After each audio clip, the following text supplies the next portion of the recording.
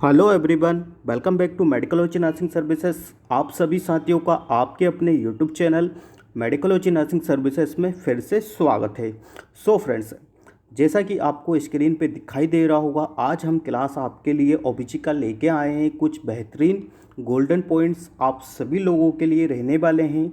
चाहे आप किसी भी एग्ज़ाम का प्रिपरेशन कर रहे हो, चाहे आप एम्स नॉर्सेट, चाहे आप CHO, NHM, HGPGI any kind of the competitive exam के लिए प्रिपरेशन कर रहे हो, ये जो मैं गोल्डन पॉइंट्स लेके आया हूँ आप सभी लोगों के लिए, ये हर एक एग्ज़ाम में सीधे ही आपको वैल्यूबल और डायरेक्ट क्वेश्चन देखने को मिलते हैं।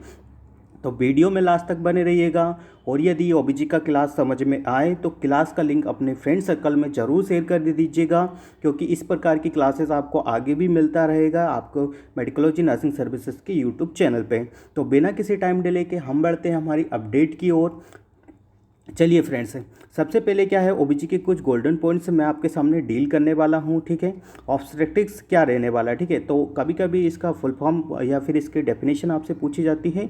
तो pregnancy and pregnancy related disorder का जो हम स्टडी करते हैं उसको क्या बोला जाता है, उसको हम ऑब्स्टेट्रिक्स बोला जाता है। ठीक है, अब वही बात करें हम गायनेकोलॉजी किसे बोला जाता है। ठीक है, क्या बोला जाता है, गायनेकोलॉजी किसे बोला जाता है। तो गायनेकोलॉजी होता है non pregnant lady female reproductive system related disorder. ठीक है, इसका स्टडी किया जाता है। ठीक है, अब बात करेंगे हम मिडवाइफरी नर्सिंग किसे बोला जाता है। तो providing nursing care to the pregnant lady during labour and the after delivery. ठीक है, ध्यान रखना है मिडवाइफरी नर्सिंग किसे बोला जाता है।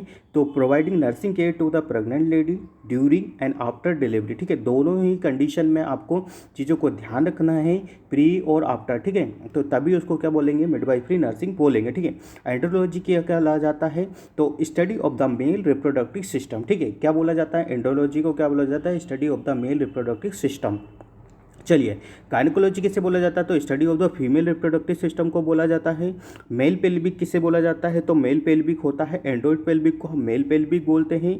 फीमेल पेल्विक गायनेकोलॉइड पेल्विक होता है। ठीक है, जिसको हम क्या बोलते हैं, मोस्ट कॉमन पेल्विक भी बोला जाता है। मोस्ट कॉमन पेल्विक बोलता है नॉर्मल डिलीवरी के लिए मोस्ट कॉमन पेल्विक कौन सा होता है, गायनेकोइड पेल्विक आपको देखने को मिलता है। ठीक है, मोस्ट कॉमन होता है। ठीक है, ध्यान रखना है, नॉर्मल डिलीवरी यदि कंडक्ट करवाना है तो आपको गायनेकोइड पेल्विक का असेसमेंट करना बहुत ज़्यादा ज़रूरी होता है। ठीक है, तो मोस्ट कॉमन पेल्विक आपका देखने को मिलता है, गायनेकोइड पेल्विक देखने को मिलता है, राउंडेड और ओवल शेप का देखने को मिलता है। आपको अच्छे से पता होना चाहिए। ठीक है, इसका कितना डिग्री एंगल होना चाहिए, नॉन प्रोमिनेंट होना चाहिए, प्रोमिनेंट होना चाहिए। ठीक है, ऑल टाइप के इसके कैरेक्टरिस्ट आपको पता होना चाहिए। ठीक है, मेल हार्मोन कौन सा होता है, एंड्रोजन होता है। फीमेल हार्मोन कौन सा होता है, एस्ट्रोजन होता है। ठीक है, ध्यान रखना है, मेल हार्मोन कौन सा होता है, एंड्रोजन होता है, और फीमेल हार्मोन कौन सा होता है, एस्ट्रोजन होता है। ठीक है, अब बात करेंगे हम स्पर्मेटोजेनेसिस। ठीक है, तो फॉर्मेशन ऑफ द स्पर्म को क्या बोला जाता है, स्पर्मेटोजेनेसिस बोला जाता है। ठीक है, कहाँ से होता है, टेस्टिस से इसका फॉर्मेशन आपको देखने को मिलता है। ठीक है, प्रोड्यूस कहाँ से होते हैं, टेस्टिस से होते हैं।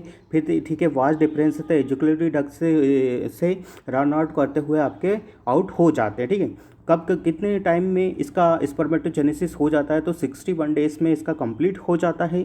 अब बात करेंगे हम ओजेनेसिस किसे बोला जाता है। तो ओवम का फॉर्मेशन होना क्या बोला जाता है, ओजेनेसिस बोला जाता है। ठीक है, और फिर उसके बाद यदि बात करें और स्पर्म और जाइगोट का जो होता है उसको स्पर्म और ओवम का जो फॉर्मेशन होता है उसको क्या बोला जाता है, उसको बोलते हैं हम जाइगोट बोलते हैं। ठीक है, तो ये चीज़ें आपको ध्यान में रखनी है। ठीक है, बात करेंगे हम इसका ओवम का फॉर्मेशन कितने डेज में हो जाता है। तो ओवम का फॉर्मेशन स्टूडेंट 10 से लेकर 14 दिन में इसका ओवम का फॉर्मेशन यहाँ पे हो जाता है। ठीक है, अब बात करेंगे हम मेल क्रोमोसोम का। ठीक है, मेल क्रोमोसोम कितना होता है स्टूडेंट्स। तो मेल क्रोमोसोम होता है आपका 22 प्लस 1 से होता है, और 22 प्लस 5 होता है। ठीक है, और फीमेल क्रोमोसोम का अच्छे से पता होगा कि दोनों पेयर में कितना होता है, 20 एक से एक से देखने को मिलता है। ठीक है, कितना, एक से एक कितना होता है स्टूडेंट्स। तो यहाँ पे बात करें एक्स बाय मेल का होता है 22, और एक्स एक्स कितना फीमेल का होता है 22। ठीक है, और यदि किसी प्रकार का कुछ अबनॉर्मलिटीज़ आता है या कहा जाता है कि एक्स्ट्रा क्रोमोसोम हो जाता है तो उसको क्लीन फेल्टर सिंड्रोम बोला जाता है। और किसी का क्या हो जाता है कि किसी में कमी हो जाती है, उसको डाउन सिंड्रोम, ट्राइसोमी सिंड्रोम और पटाउ सिंड्रोम, या फिर उसको हम बोलते हैं एडवर्ड इफेक्ट उसको बोला जाता है। ठीक है, तो इन चीज़ों के रिगार्डिंग क्रोमोसोमल अबनॉर्मलिटीज़ के रिगार्डिंग चीज़ें आपको अच्छे से पढ़ के जाना है। ठीक है, any kind of the exam, कोई सा भी एग्ज़ाम आप दे रहे हो नर्सिंग का, ज़रूरी नहीं है कि आप एनएचएम के लिए क्लास लें, ज़रूरी नहीं है आप सीएचओ के लिए क्लास लो, हर तरीके की चीज़ें आपको यहाँ पे देखने को मिल जाएगी। ठीक है, अब बात करेंगे हम स्पर्म का साइज़ कितना होता है, तो यहाँ पे पूछा है 50 माइक्रोन स्पर्म का साइज़ होता है, और ओवम का साइज़ कितना होता है 130 माइक्रोन होता है, जो कि एक लार्जेस्ट सेल होता है। ठीक है, लार्जेस्ट सेल, ठीक है, इसको हम बोल सकते हैं लार्जेस्ट सेल इसको बोला जाता है। ठीक है, ध्यान रखना है ये वाली सेल कौन सी होती है, लार्जेस्ट सेल होती है, अच्छे से पता होनी चाहिए। ठीक है, अब बात करेंगे हम किसका, smallest cell of the male body sperm हो जाता है, जिसके ठीक है सबसे smallest cell of the human body कितना होता है, मेल का बात कर रहे हैं तो स्पर्म कहलाता है, और smallest cell of the female body को प्लेटलेट बोला जाता है। ठीक है, क्या बोला जाता है, प्लेटलेट बोला जाता है। ठीक है, कितना बोला जाता है, तो प्लेटलेट इसको बोला जाता है। ठीक है, तो आई होप आपको चीज़ें समझ में आ गई होगी। अब बात करेंगे हम largest cell of the male body, nervous cell बोला जाता है। ठीक है, कौन सा होता है, nervous cell largest male cell body होता है, और largest cell of the female body ovum होता है। ठीक है, कौन सा होता है, ओवम होता है। Largest organ of the body कौन सा होता है, स्किन होता है। ठीक है, ध्यान रखना है largest organ of the body कौन सा होता है, स्किन होता है, और largest internal organ of the body होता है, लीवर होता है, और वही बात करें लार्जेस्ट ग्लैंड होता है, लीवर होता है। ठीक है, यदि आपसे पूछा लार्जेस्ट इंडोक्राइन ग्लैंड कौन सा होता है, थायराइड ग्लैंड, आपको नाम याद रखना है। ठीक है, आपको क्या करना है कि जो क्वेश्चन हमेशा पूछा जाता है एग्जाम में उसकी वर्ड पे फोकस करना है, की पॉइंट को पकड़ना है कि vote examiner asking from this particular MCQ. ठीक है, उसमें की वर्ड होता है वो, यदि आपने अच्छे से रीड कर लिया, एग्ज़ाम में क्वेश्चन को अच्छे से पढ़ लिया, तो आपका जो एमसीक्यू है उसको कभी कोई भी गलत नहीं कर सकता है, चाह के भी नहीं कर पाओगे, क्योंकि यदि आपने क्वेश्चन गलत पढ़ के राइट आंसर कर दिया तो ओके है। ठीक है, बट यदि वही बात करें यदि क्वेश्चन ही गलत पढ़ लिया तो आप नेवर लाइफ में कभी राइट आंसर उसको कभी नहीं कर पाओगे। ठीक है, तो ध्यान रखिए क्वेश्चन को हमेशा प्रायोरिटी दीजिए, हमेशा 2 से 3 बार पढ़िए, नहीं आ रहा समझ में तो फिर भी पढ़िए। ठीक है, लार्जेस्ट हो गया हमारा। अब नेक्स्ट बात करेंगे हम 23 गोल्डन पॉइंट्स का। ठीक है, स्मॉलेस्ट ऑर्गन एंड ग्लैंड कौन सा होता है, पीनियल होता है। जैसा मैंने बताया कि एक ग्लैंड की बात करें तो पीनियल ग्लैंड आपका स्मॉलेस्ट होता है। ठीक है, कौन सा होता है स्टूडेंट्स, स्मॉलेस्ट ग्लैंड आपका पीनियल ग्लैंड होता है। ठीक है, also known as the biological clock. ठीक है, जिसको हम क्या बोला जाता है, बायोलॉजिकल क्लॉक भी बोला जाता है। ठीक है, लाइफ स्पेन ऑफ स्पर्म कितना होता है, 48 to 72 हावर्स। ठीक है, कितना होता है, 48 to 72 हावर्स हमको लाइफ स्पेन आपका स्पर्म का देखने को मिलता है। ठीक है, कितना देखने को मिलता है, आप इसका इस तरीके से याद रख सकते हो। आपको ट्यूबरकुलोसिस या मोंटेस टेक करते हो उसका भी 48 to 72 हावर में ही उसका क्या देखने को मिलता है, आपको रिजल्ट देखने को मिलता है। ठीक है, स्पर्मेटोजेनेसिस में देखने को मिलता है, और स्पर्मेटोजेनेसिस जैसा मैंने अभी आपको बताया 61 डेज में कंप्लीट होता है एक साइकिल। ठीक है, और स्पर्म का लाइफ स्पान आपको बता दिया 48 to 72 हावर्स देखने को मिलता है।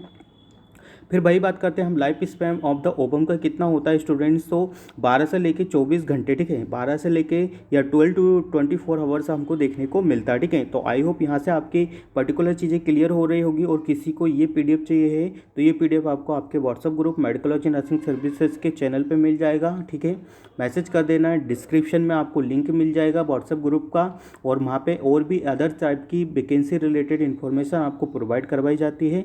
तो जो व्हाट्सअप ग्रुप है मेडिकोलॉजी नर्सिंग सर्विसेज चैनल का, उसको आप ज्वाइन कर लीजिएगा। ठीक है, बात करते हैं हम ऑर्गन ऑफ द ओवुलेशन किसे बोला जाता है, तो of course organ of the ovulation किसे बोला जाता है, ओवरी को बोला जाता है।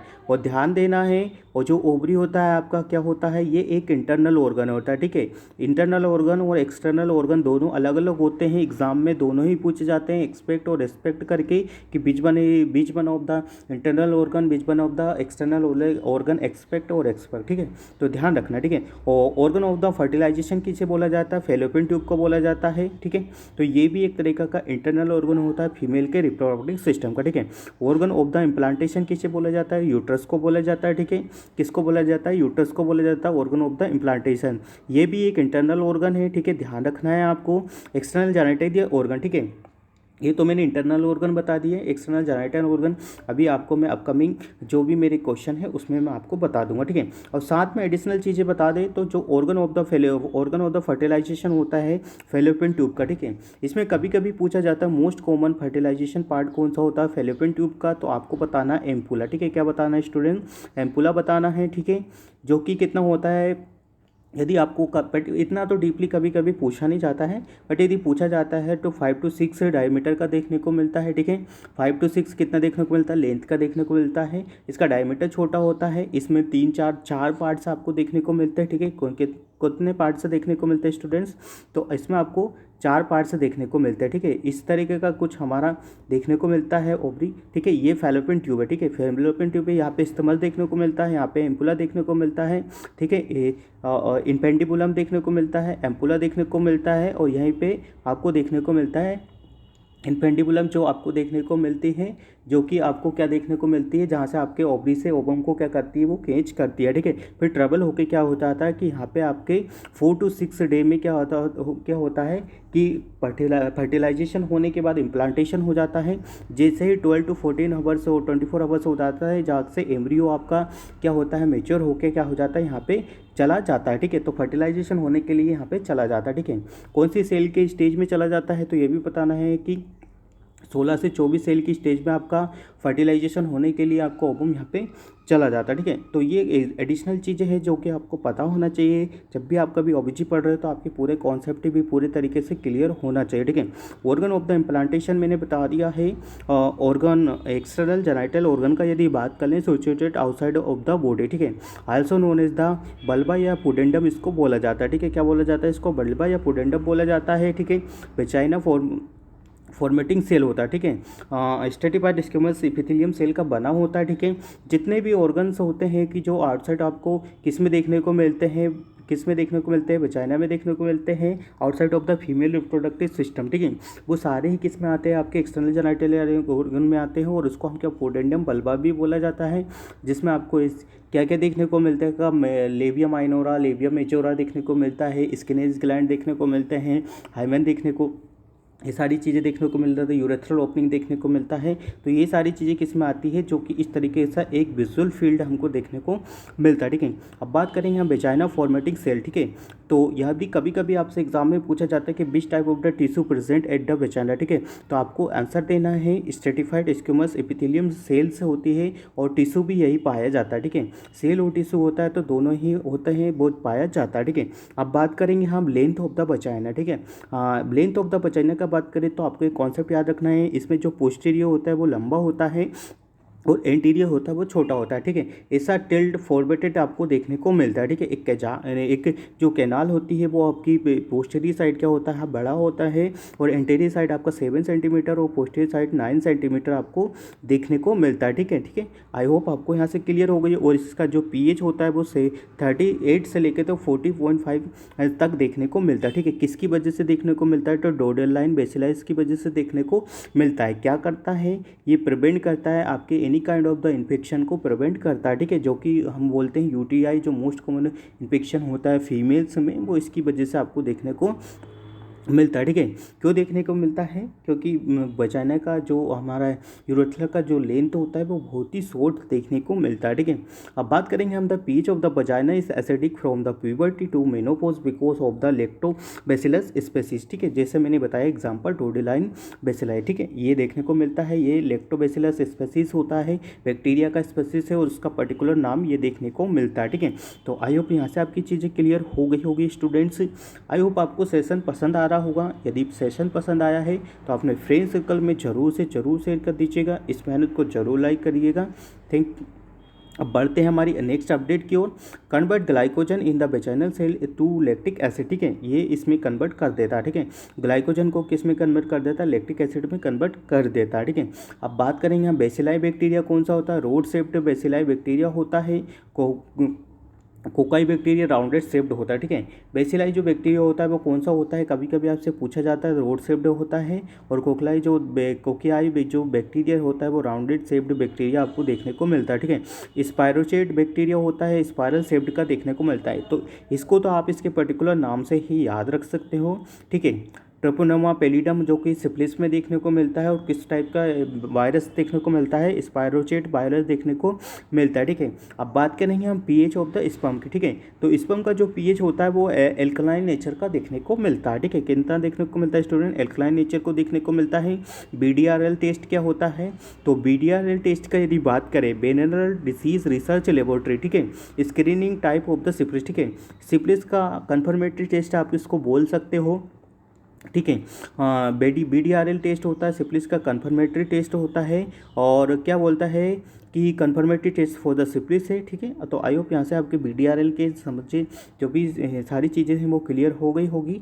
ठीक है, अब बात करेंगे हम confirmatory test for the syphilis का हो गया है। अब बात करेंगे हम FTA FTA अब्जॉर्प्शन का होता है, क्या लिखा है, फीटल फ्लोरोसेंट ट्रोपोनम एंटीबॉडी अब्जॉर्प्शन। ठीक है, इसका अब्जॉर्प्शन कहाँ होता है आपका देखने को मिलता है। ठीक है, अब बात करेंगे विडाल टेस्ट का, टाइफॉइड के लिए किया जाता है, कंफर्मेटरी टेस्ट टाइफॉइड के लिए किया जाता है।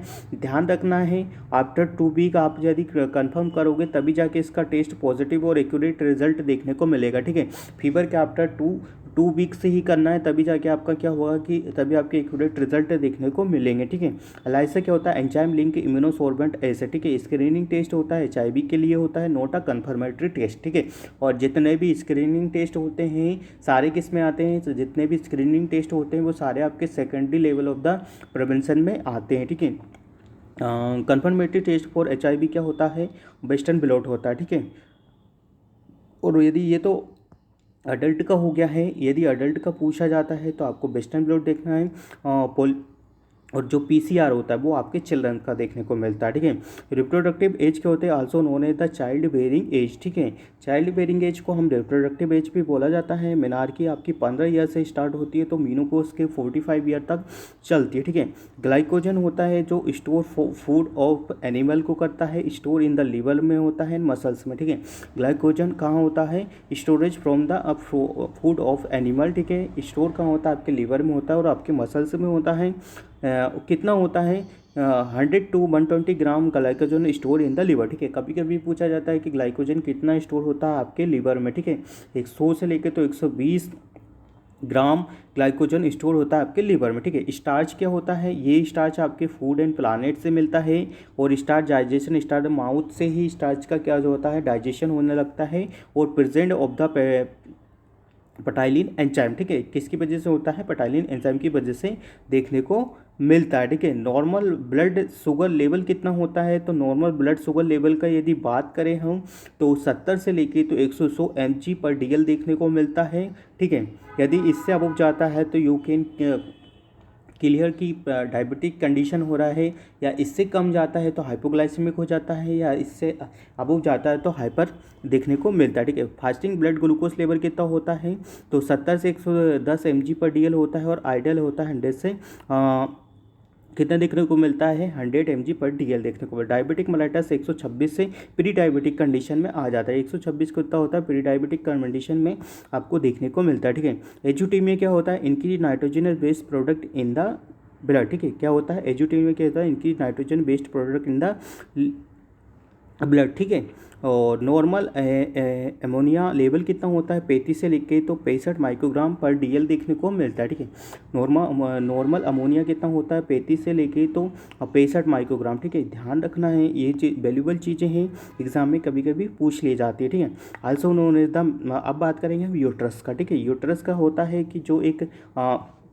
कौन सा होता है, इम्प्लांटेशन पार्ट होता है आपके फीमेल रिप्रोडक्टिव सिस्टम में ड्यूरिंग द जेस्टेशनल पीरियड। ठीक है, क्या होता है यूट्रस, आप इसका जो सेफ होता है कितना होता है, 60 ग्राम इसका वेट आपको देखने को मिलता है। और चीज़ मैं अभी आपको क्लियर कर देता हूँ कि क्या क्या होता है, और सबसे मेन चीज़ है कि इंटरनल ऑर्गन होता है, ये आपको चीज़ें को ध्यान में रखना है। ठीक है, बात करेंगे ऑल्सो नोन एज द मेट्रा हिस्ट्रोबोम। ठीक है, इन चीज़ों से आपको नाम ध्यान रखना है, क्योंकि कभी कभी होता है मेट्रा या हिस्ट्रोटेक्टोमी, ये आप जब ऐसे नाम का प्रोनाउंसिएशन करोगे तो आपको चीज़ें फर्स्ट माइंड में क्लियर हो जानी चाहिए कि कौन से ऑर्गन के बारे में हम बात कर रहे हैं या कौन से ऑर्गन के बारे में बात नहीं कर रहे हैं। ठीक है, इसको क्या बोला जाता है, मेट्रा भी बोलते हैं, स्टोटा बोलते हैं, बोम भी बोला जाता है, ठीक है। पायरिपोम शेप्ड का होता है, पायरिपोम शेप्ड कब होता है, जब ये एक नॉन प्रेग्नेंट स्टेज में होता है, ठीक है। ये भी आपको चीज़ें को ध्यान में रखना है, ठीक है। मेजरमेंट ऑफ द यूटरस कितना होता है, 7.5 और 125 सेंटीमीटर टू 2.5 सेंटीमीटर विड्थ वगैरह में आपका देखने को मिलता है, ठीक है। और यही साइज आपका इंक्रीज़ हो जाता है, बहुत ज़्यादा इंक्रीज़ हो जाता है during the gestational age period में, ये बहुत ज़्यादा साइज आपका इंक्रीज़ हो जाता है। अब बात करेंगे हम at the term pregnancy length of the uterus कितना हो जाता है, 5 सेंटीमीटर इंक्रीज़ हो जाता है। वही बात करूँ कितना, 35 सेंटीमीटर हो जाता है। 55 वेट ऑफ द यूटरस होता है, बट इसमें सही नहीं है, 55 एक एवरेज है। तो आप 60 to 80 इसका एक एवरेज है, याद रख सकते हो। इनक्लेक्स बुक्स के रिगार्डिंग, इनक्लेक्स के रिगार्डिंग आपको ये चीज़ें याद रखना है, ठीक है। इसमें अब वो हो जाता है, ठीक है। और यदि टर्म का बात कर लिया जाए तो टर्म में आपको पता है 9 से लेके तो 1 kg तक आपको देखने को मिलता है, ठीक है। एट द टर्म में प्रेगनेंसी वेट ऑफ द यूटर जैसे मैंने बताया 9 से लेके तो 1 ग्राम तक आपको देखने को मिल जाता है, ठीक है। बात करेंगे हम because of the hyperplasia and the hypertrophy of the uterus, किसकी वजह से देखने को मिलता है, हाइपरट्रॉफी और हाइपरप्लेशिया की वजह से देखने को मिलता है, ठीक है। तो स्टूडेंट्स, यदि आज का क्लास आपका ओबीजी का सीरीज़ हमारा समझ में आया है तो वीडियो का लिंक ज़्यादा से ज़्यादा बच्चों को शेयर कर दीजिएगा। और सच में क्लास में कंटेंट में थोड़ा दम लग रहा है आपको, तो अच्छा लग रहा है पढ़ने में, चीज़ें आपकी न्यू तरीके से या एक जगह सारी चीज़ें मिल रही है, तो आप वीडियो का लिंक अपने फ्रेंड सर्कल में ज़रूर शेयर कर दीजिएगा। आगे कंटिन्यूसली इस तरीके से आपको क्लास प्रोवाइड करवाते रहेंगे। तो keep watching us, share this video maximum to maximum future nursing officers. और आपको ये नहीं सोचना है कि ये क्लास ओनली NHM NBS के लिए है, ठीक है। ये क्लास सभी बच्चों के लिए है, कोई भी बच्चा इसको देख सकता है और चाहे कोई सा भी एग्ज़ाम के लिए प्रिपरेशन कर रहा है, ठीक है। तो हम मिलेंगे नेक्स्ट क्लास के साथ, जब तक बने रहिए आपके अपने यूट्यूब चैनल मेडिकोलॉजी नर्सिंग सर्विसेज पर। Thank you so much guys, keep watching अस। जय हिंद, जय भारत।